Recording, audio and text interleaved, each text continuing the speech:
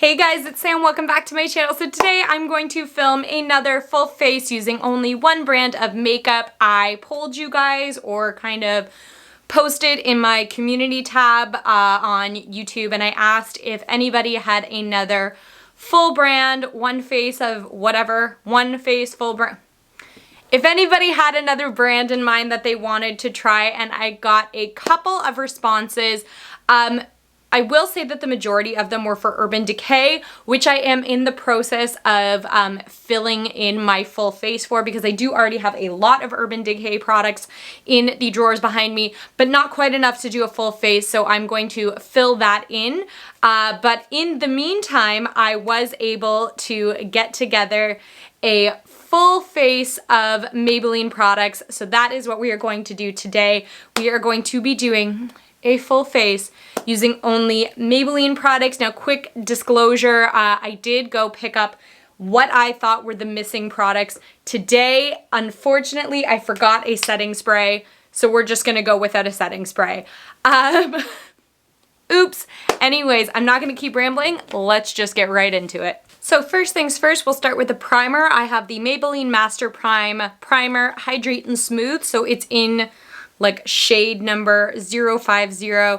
Now this one is, I'm gonna be honest, not my favorite of these hydrating primers. It is nice, but I've just, I'm more partial to the ones that are kind of in the formula and the texture of the old Smashbox one, which unfortunately they don't make anymore. But there are a few other brands that make similar products. NYX is one. They have a hydrating one that is quite, it's very light. It's more of like an aqua bomb or like a moisture bomb than it is like a lotion. And then, so yeah, NYX has one and Pure also has one that's really, really good. For foundation, I have my Maybelline Fit Me. This is the Hydrate and Smooth. I have the shade 130 Buff Beige. My phone is going off, which is weird because my phone's never on. I'm just gonna silence that really quickly. So like I said in the beginning, I was fortunate enough that I did already have actually a lot more Maybelline products than I realized I did.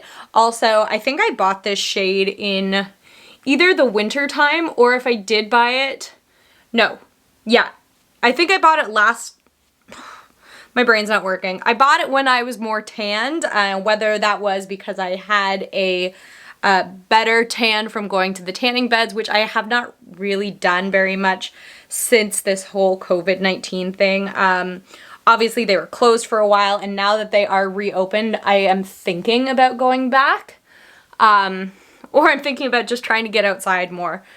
It's a tough call. Anyways, so like I said, I did already have more products than I realized, which made this the ideal brand to try and do this whole video for today, because, like I said, I didn't need to run out and get, like I did with the NYX one, where I pretty much had to buy everything new because I didn't have any NYX products anymore, whether I'd never had them or over time they had kind of, filtered their way out of my collection. I don't really know, but I don't have them anymore. I have them now, but if this doesn't make sense, I've had a very hectic day. We have company coming this weekend, so today was like my last day off before I have to go back to work tomorrow, and I had to basically like clean a lot of the house, the spare room, the bathrooms, all of that stuff, and I had full intentions of waking up quite a bit earlier today, and then I just didn't. So I've been kind of frazzled this afternoon, so if that's how it seems, that's why. For a concealer, I have the Maybelline New Instant Age Rewind Dark Circles Eraser. So I have two. I have one in the shade Fair and one in the shade Light. So I'm going to use the Fair one under my eyes, kind of like a brightening concealer. And then we're going to use the Light one for any spot concealing that I need. I do like this concealer. What I will say, it is very, very fluid. And what I mean by that is there's so much there now, is that I don't love the texture of it. It's a little thinner consistency than some of the other concealers that I am more partial to, but they are still really, really good, and they're a nice drugstore option. While I'm letting that tack down a little bit, we're gonna do eyebrows. So this is one of the new products that I didn't already have. This is the Maybelline Tattoo Studio Brow Tint Pen in the shade Soft Brown. I'm hoping that this is gonna work for me. I did not realize it was one of these ones that kind of look like a little microblade. I thought it was just a singular one. I don't have any experience using these, so this will be fun. First things first, the color is good for me, I think. I'm always torn because, you know, obviously my hair is kind of blonde, but I am a natural brunette, so my eyebrows are not quite blonde, but sometimes like a more warm tone blonde or a dark blonde will work for me. I don't know how I feel about the end of this, to be completely honest. I wish it was just one. I suppose for quickness, this is better because you're getting multiple little lines drawn in, and it kind of is also working sort of... Oh, there we go. I wasn't even getting any product. I've just been ripping the skin off of my face. Maybe I was. I don't know. Anyway. Blondes. So sometimes I am a soft brown kind of a color. Sometimes I am like a taupe. It just really depends on the brand. I wish that it was like the same color for every brand. Like I wish that there was just some universal, like this is your brow shade in every brand you could possibly think of. That would be really nice. If it was like this is going to be weird, but like in tampons, there's a standard size. So if you are, you know, the super size or the regular size, that's the same flow in every brand of tampon. It's a standardized thing. I almost wish that there was like a standardized color system for makeup. I know that there can't be, but how nice would that be if, say, you knew that you were a particular shade in one formula and you knew that you could just get that exact same shade in any formula in any brand and it was going to be the same. How nice would that be? For a setting powder, I'm going to use my Maybelline Fit Me Loose Finishing Powder. I have the shade Light. The one thing, I really like this, but the one problem that I do have with it is that they don't have a translucent one as of yet. I dabbled with getting, I think that there are two colors that are a little lighter than this one, but to be honest, I don't know, I kind of want to get this one used up, and I think translucent is just the way to go for anybody really, unless you're using this also kind of for any evening of your skin tone or to put color on. Like this could probably work as a bronzer if it was in a darker shade, if that was something you were into. Then I could see the point of having a like tinted one that wasn't completely translucent or wasn't completely, you know, even the Huda Beauty ones aren't really translucent, but they are in that brightening kind of a formula. So for me, it's just easier to go translucent because it works at all times of the year, no matter what shade I am. Again, this is just a personal thing. For bronzer, I have the Maybelline City Bronzer and Contour Powder in the shade 200. So I think this is the middle shade. It's a very interesting tone because it's got almost like a goldeny sort of a shade to it. So I'm just going to use this to warm up around kind of the edges of the face. I'm kind of almost like doing a speed application of my makeup just because I don't want this video to run like 40 minutes long, because I feel like everybody's attention span right now, because so many people are there's so much to watch online right now. That is one thing I'm extremely grateful for, is that during the wake of the virus, when we all got stuck at home, like all of the streaming services and stuff that we have, like could you imagine if this had happened and we still had like dial-up internet or like, you know, satellite TV. I don't know, not even satellite, like 2 channels. I had a television set in my room when I was a kid. I got the French channel and I got the cooking channel. And I don't speak French, so I don't cook. So it was always just kind of on in the background. But do you know what I mean? Do you see what I'm saying? Maybe not. Anyways, for Blush, I have a bunch of these Maybelline Cheek Heats. I love these. I tried these out a month or two ago, and I was just really interested in them, and I only had one originally, and obviously, as you can see, I've bought 3 more since then. These are fantastic. They are really great kind of like gel blush formula. So I always just take a bit on my finger. You guys can see how pigmented they are. And starting sort of in the apples of my cheek, or where you want the most color kind of like laying, and then blur it out and upwards with your finger. It's so easy. It goes on crazy pigmented. They're very buildable. And obviously, the less you blur it out, the more intense your blush is going to be. But for me, I kind of like a subtle flush of color. So I think that these are fantastic. They come in, I think, I have 4 colors. I want to say that there's anywhere from 6 to 8 total. Really nice product. What is next? Highlighter. Again, I already had one of their highlighters. I'm not a big fan of their highlighters, to be completely honest. I find them a little too glittery for me. But having said that, this is the Master Chrome in Molten Rose Gold. They are very like in your face kind of highlighters. Definitely not subtle. They have a couple colors. There's like a bronzy one, a golden one, and then a white kind of shifty purple one. This is the one that I have. Now we're gonna move on to eyes. Unfortunately, I was not able to find an eye primer. I know a lot of people use concealers to prime their eyelids.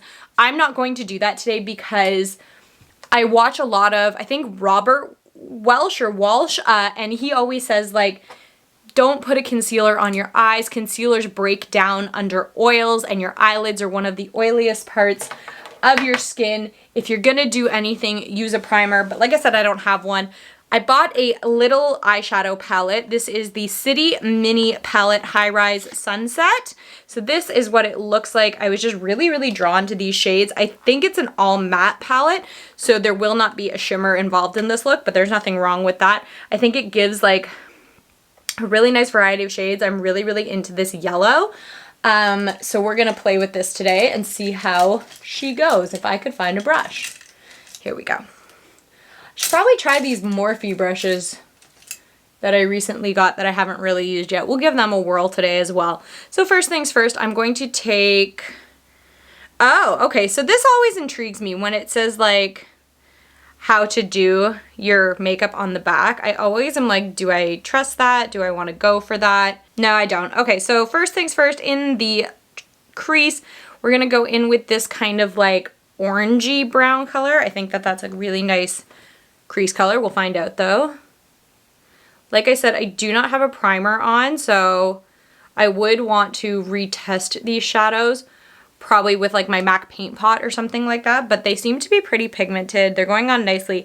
They did have a lot of options for these little palettes. Having said that, I'm pretty sure it was like $16.99, which in my opinion is quite a lot to spend on a drugstore eyeshadow palette. Having said that, again though, like some of these pan sizes are about the same size as, I don't know about how deep they are, but as you would get in like some high-end palettes, maybe a little bit smaller, but I don't know. I'd have to do a whole comparison thing, and that's not really my thing. Next, let's go in with this yellow color. I'm very interested to see how it looks. I love mustard yellows. They're one of my favorites lately. Again, super pigmented. They blend nicely together. I wonder if I should have brought you guys closer. Sorry about that. That's as close as we get, evidently. And then I'm going to go into some of that darker brown sort of a tone and just run it kind of along my lash line and up into my outer corner as well. I think we're going to have to go in with a little bit of that dark red as well, just to darken it up. I think that that's the one thing that this palette is missing for me, is like a dark chocolate brown. But that's just me. You know, everybody likes something a little different. I've also given up on switching brushes right now. Oh, maybe it's not. That's a really pretty, like, maroonish kind of red tone. Kind of into it. At this point, normally I would throw some sort of a shimmer shade all over my lid, but I don't have one, so I'm going to take a little bit of the peachy color and just sort of tap it over my lid just to like lighten it up a bit. And that's also going to kind of blend any of those weird harsh lines together. So I forgot, but I did already have a Maybelline eyeliner. I already owned the Eye Studio liner. This is in the shade Charcoal. But since I bought a felt liner, we're going to use that today instead. So this is the Hypereasy Brush Tip Liner. And this is in the shade, what did I do with the paper? Pitch Black, 800 Pitch Black. This is what the tip looks like. It's got a very nice like hexagon shape, which seems to be very popular in makeup lately, but it does make it very easy to grip. Let's just see how easy it is. It says it's very glidey. It doesn't tug. It's got some flexibility in the tip. We'll see.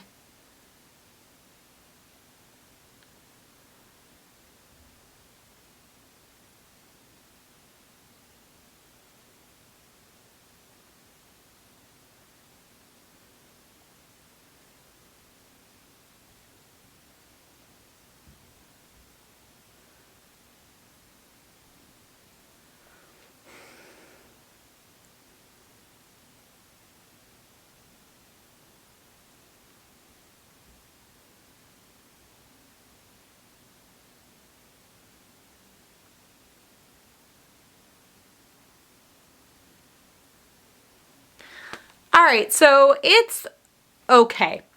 It's obviously not the best one I've ever used. It's not the worst one. I did find it was a little difficult to do one continuous line.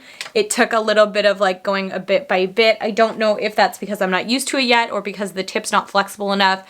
It kind of felt, the tip's very flexible, but the whole nub itself is kind of stiff when it gets to more of the base where the tip connects with the packaging, which makes it a little bit difficult to get a really, really even, whatever, line. But who knows, it might grow on me. For a mascara, I have the Rocket Volume Express. I'm actually kind of into the way that they package their mascaras. Makes it really easy for you to see like what kind of a brush you're really getting, as opposed to like some that just have the picture.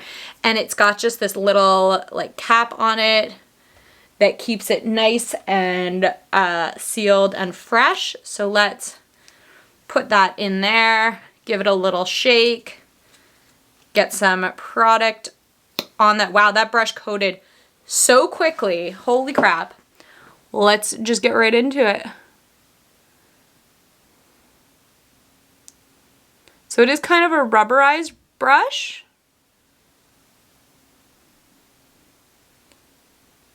It's definitely giving me a lot of volume. And what I like about it is for such a large brush, because it's got the rubber bristles, my eyelashes aren't clumping together like they do in, say, a Too Faced Better Than Sex, or what is it, the L'Oreal Lash Paradise, whichever the drugstore equivalent to that is. While they're very volumizing, they're also very clumping because a lot of the volume is just coming from large deposits of the product, whereas this one is giving, you know, it probably needs 2 coats, but it seems to be doing a really good job giving quite a bit of volume without clumping my lashes together, which I really appreciate. Last thing is going to be lips. I have a few lip products that we could play with today. I've got a couple of these Superstay Ink crayons. I've also got 2 of the Superstay matte inks, and then I have 1 of these whatever this is called. Color Sensational in Touch of Spice. So what I was thinking I wanted to do is sort of use this as kind of a liner and then put another color in the middle. So this is the Superstay Ink in, why don't you have a shade name? 20S002. Oh, Trust Your Gut. It's on the end. And these do come with a sharpener, so that's how the tip stays nice and sharp for you, which I really like.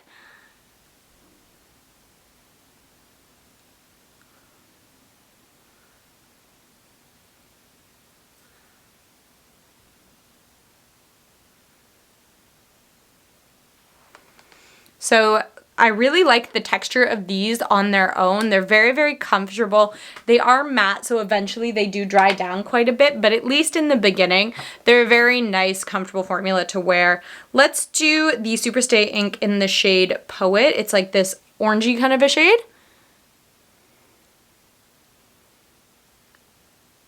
I love the smell of these. They've got kind of a fruity smell to them, which is my favorite. I know a lot of lipsticks and things like that come in sort of vanilla or frosting scents. I prefer the fruity ones. Anyways, because I don't have a setting spray, that is going to be our full face of makeup today. Like I said, I already had a lot of these products, so I already had quite a few pre-formed opinions just based on that. But really quickly, I will talk about the few new products that I tried out today. There weren't very many, so this won't take too long at all, which is actually kind of nice. First things first, the brow product. I do like the color. I like the application. The product is, I got some on my hand and now I can't get it off. So it looks like it is like a tattoo, like it's really going to stay on. I think I just need to get used to the tip because I'm not used to using one that's kind of like the combed or pronged tip. I'm very used to just using the felt tip versions of these. In terms of the eyeshadow palette, I was actually pleasantly surprised with how pigmented these eyeshadows were. I think they're really, really pretty. Again, the price point is not my favorite thing. I definitely seen drugstore palettes that go for cheaper. For example, I think my big NYX palette was only like $49 or $59 and you got so much more shadow. Like this was $15, I think. So times this by 3 and you're still not getting, that'd only be $45. Let's say it was 60 or something like that. Times this by 4 and you're still not getting as much product. So in comparison, I don't know that this is worth the money, but it is a good product, really good shadows. If you could find it on sale, it might be worth it.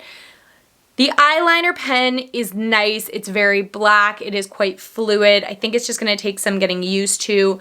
Every eyeliner felt pen I find has a little bit of a learning curve to it, just as you get used to the flexibility and or lack thereof flexibility in the tip. So that is something I can get used to, and I am actually a really big fan of this mascara. I think it gives you really nice, big, bold lashes.